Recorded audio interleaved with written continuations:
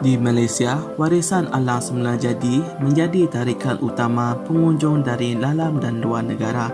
Kepelbagaian biodiversiti di sini mampu memukau segenap jiwa yang berkunjung di bumi bertuah ini. Kawasan yang dilimpahi iklim panas dan lembap ini menjadi habitat pilihan rangkaian spesies hidupan liar dan menjadikan kepelbagaian biodiversiti di sini antara yang tertinggi di dunia, yang termasuk spesies serangga iaitu kumpulan serangga Orthoptera. Kehidupan liar ini merujuk kepada spesies haiwan yang hidup bebas tanpa gangguan manusia. Selain itu, kehidupan liar ini juga merupakan spesies haiwan yang boleh melindungi dirinya sendiri dengan mencari sumber makanan, habitat dan lain-lain lagi untuk meneruskan kehidupan. Universiti Putra Malaysia Kampus Bintulu atau dikenali sebagai UPMKB merupakan sebuah kampus pendidikan cawangan yang terletak di Bintulu, Sarawak. Kampus ini dikenali sebagai kampus hijau kerana kawasan persekitarannya yang begitu indah dipandang mata dengan suasana flora dan fauna. Dengan keluasan lebih 700 hektar tanah, pusat pendidikan ini bersama keindahan flora dan faunanya menjadi pilihan bagi meneliti spesies serangga bagi kumpulan Orthoptera yang terdapat di sini. Kawasan yang dipilih merangkumi kawasan persekitaran UPMKB di antaranya adalah Taman Perhutanan, Susul Gajah, Hutan Mitsubishi dan lain-lain lagi. Tiap kawasan bagi rangkaian spesies serangga ini mempunyai berbagai perbezaan dari segi warna, bentuk dan lain-lain lagi mengikut faktor kawasan bagi habitatnya. Dengan pelbagaian ini dapat membina keindahan alam semula jadi serta dapat meneliti spesies-spesies yang berkemungkinan baru ditemui. Secara umumnya, hidupan liar ini merupakan khazanah semula jadi yang perlu dipertahankan dan dipelihara bagi mengelakkan kepupusan spesies berlaku. Ini amat menyedihkan melihat warisan alam ini kian musnah di samping kita meraihkan kejayaan yang membinasakan. Oleh itu, adalah menjadi tanggungjawab kita dalam memelihara warisan yang masih tersisa ini.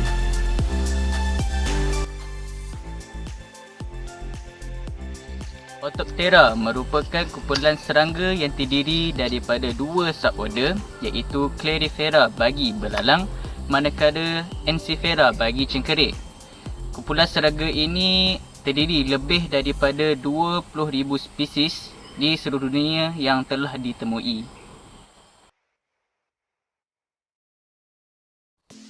Kumpulan serangga ini mempunyai kitaran hidup metamorfosis tidak lengkap di mana proses pembesaran serangga ini pada awalnya berbentuk telur, kemudiannya nimfa dan akhirnya dewasa.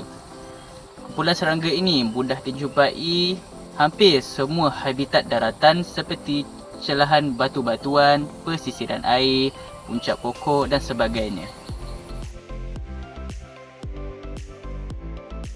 Seterusnya, kita akan pergi kepada ciri-ciri umum kumpulan serangga ini. Jadi, antara ciri-ciri yang dapat dikenal pasti bagi kumpulan serangga ini adalah serangga ini mempunyai 3 bahagian. Jadi, yang pertama terdiri daripada mulut, antena dan juga mata. Jadi, mata untuk serangga ini berbentuk majmuk dan juga luas, manakala antenanya berbentuk filiform dan juga bersendi. Dan akhirnya adalah mulut, di mana mulut serangga ini berbentuk mandibulat yang berfungsi sebagai mengunyah dan juga menggigit. Jadi seterusnya kita akan pergi kepada bahagian yang kedua. Jadi bahagian ini terdiri daripada sayap. Seperti kita tahu, serangga ini terdiri daripada 2 pasang sayap.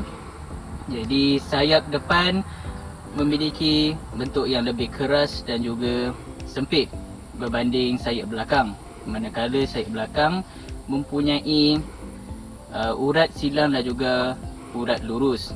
Jadi seterusnya kita pergi kepada bahagian yang terakhir iaitu bahagian ketiga, iaitu terdiri daripada kaki. Jadi untuk kumpulan serangga ini mempunyai kaki yang berotot dan juga panjang yang sesuai untuk melompat.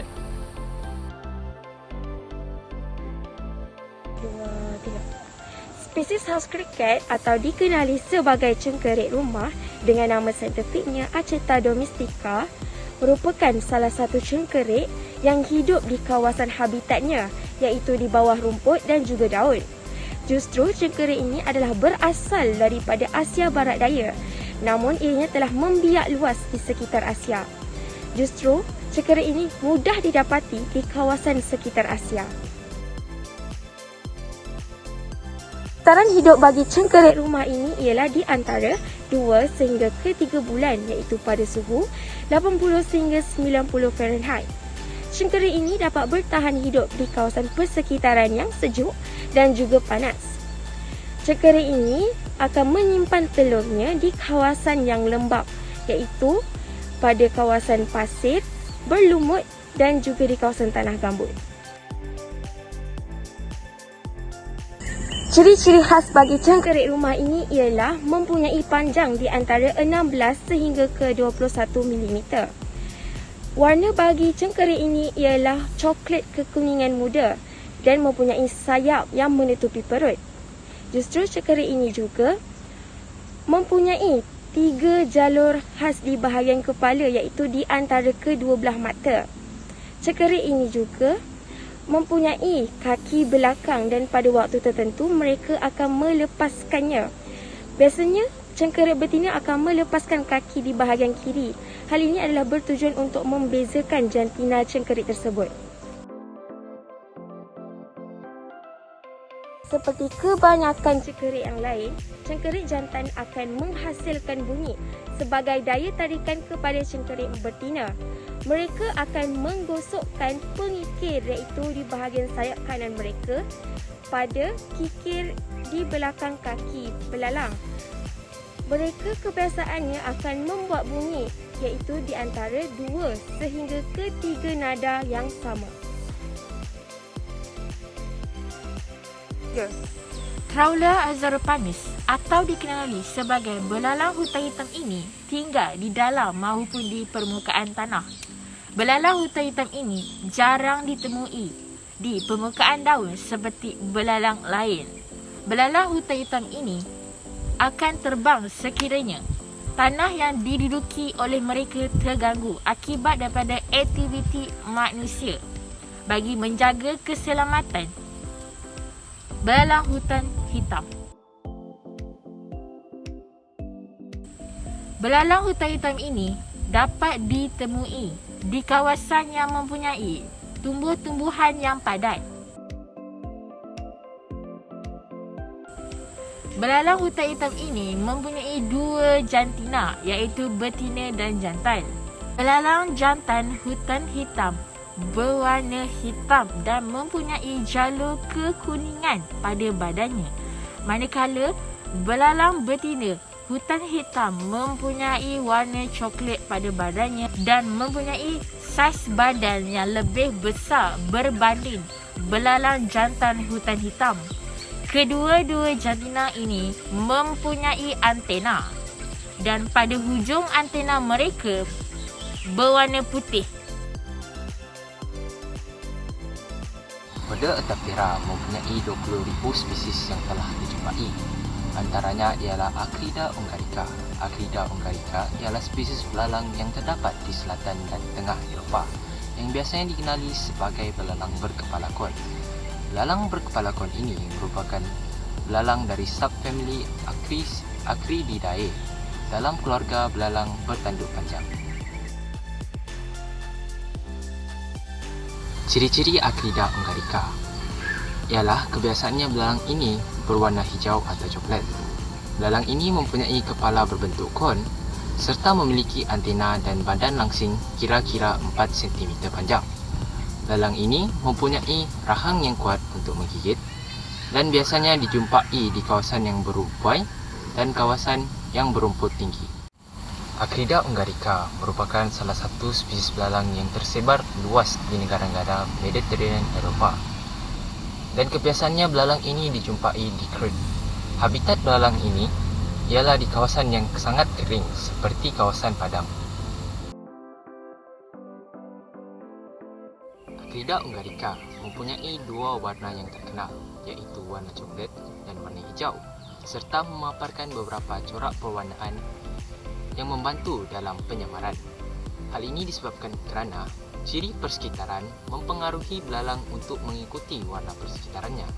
Disebabkan itu, warna hijau akan berada dalam perkadaran yang lebih tinggi di kawasan persekitaran dominan hijau, dan warna coklat akan berada dalam perkadaran yang lebih tinggi di kawasan persekitaran dominan coklat.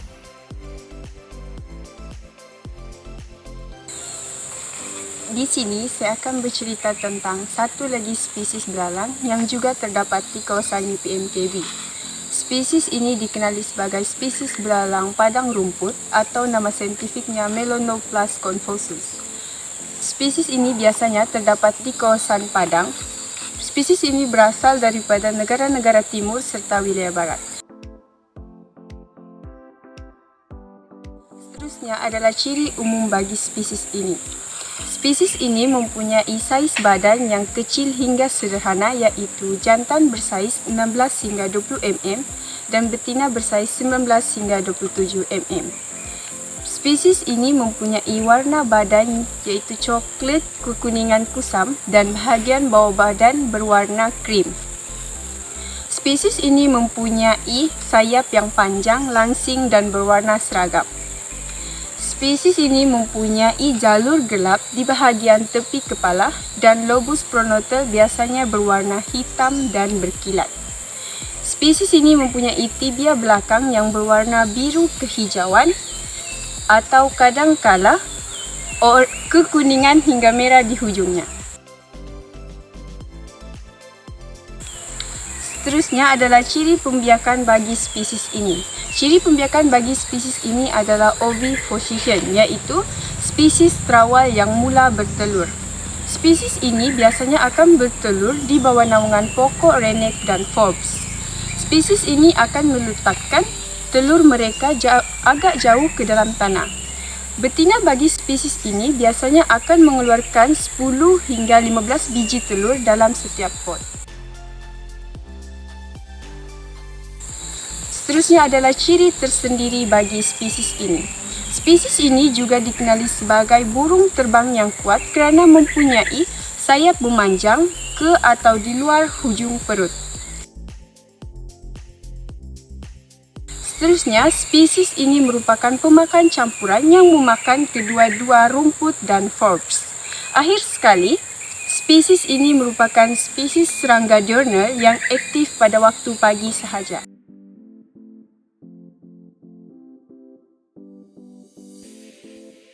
Okey, untuk info tambahan, ini adalah snake insect yang kami jumpai di sekitar UPM-KB. Snake insect ini adalah order daripada Plasmatorea ataupun klasifikasi lebih tinggi dia adalah Ototeraida. Snake insect ini dikenali sebagai thorny snake insect disebabkan belakangnya yang berduri dan termasuk bahagian kakinya. Okey, kalau boleh dilihat di badan snake insect ini mempunyai banyak duri di seluruh badannya yang berwarna gelap, merah keperangan termasuk di bahagian kaki. Snake insect ini tidak mempunyai sayap sama sekali, jadi ia tidak boleh terbang. Tapi ada setengah snake insect mempunyai sayap dan boleh terbang. Snake insect ini boleh dijumpai di sekitar Kepulauan Borneo seperti di utara Pulau Sabah. Serangga ini adalah nocturnal di mana dia adalah aktif pada waktu malam dan akan boleh dijumpai di sebalik kulit kayu yang mempunyai makanan.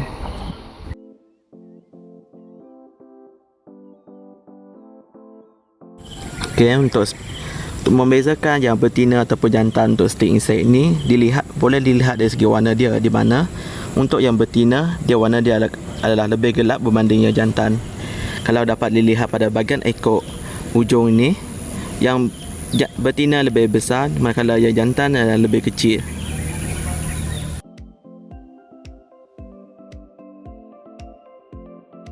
Okey, antara perbezaan order Plasmatorea dengan Ototera adalah dari segi kaki dia. Kaki Ototera pada bahagian belakang adalah sedikit berotot untuk membantu dia untuk melompat dan terbang daripada pemangsa. Manakala Plasmodontia, kaki dia adalah biasa seperti serangga biasa dan tidak melompat dan tidak mempunyai otot pada kakinya.